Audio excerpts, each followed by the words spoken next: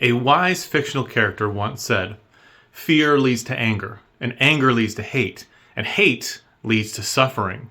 Now, while this saying may not be 100% true, after all, it is from a fictional story, it does illustrate the connection between fear and anger. And this is kind of interesting because people who are angry people don't necessarily come off as fearful.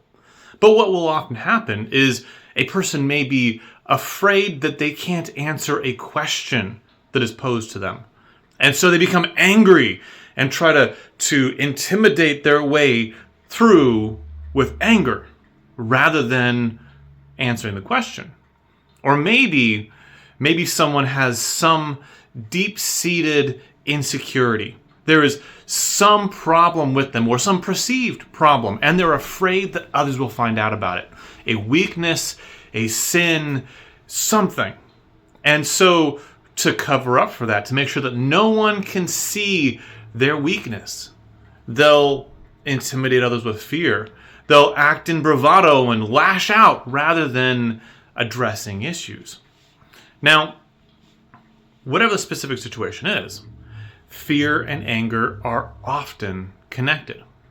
Now, if you drive past our facility here at 1 Mill Street in Tilton, New Hampshire, you'll notice that our sign this week reads, "Some types of fear are not healthy, some are." And it references Proverbs 1:7. Now, Proverbs 1:7 points out that the fear of the Lord is the beginning of wisdom. And so we have this interesting weighing or comparison. We see that unhealthy fear leads to sin and anger and lashing out and hurting people. But healthy, godly fear leads to wisdom and knowledge. So, how do we balance that? How do we understand these seemingly contradictory concepts? Well, this week, our sermon is going to be on Sunday morning, How Uncontrolled Fear and Anger Hinder the Work of Service. If you want to learn more about this topic, if you're interested in learning more about this connection between fear and anger and how that uncontrolled fear and anger can hinder our work of service, I encourage you to join us Sunday morning.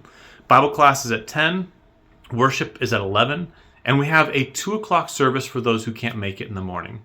I hope to see you, and come, let's learn together.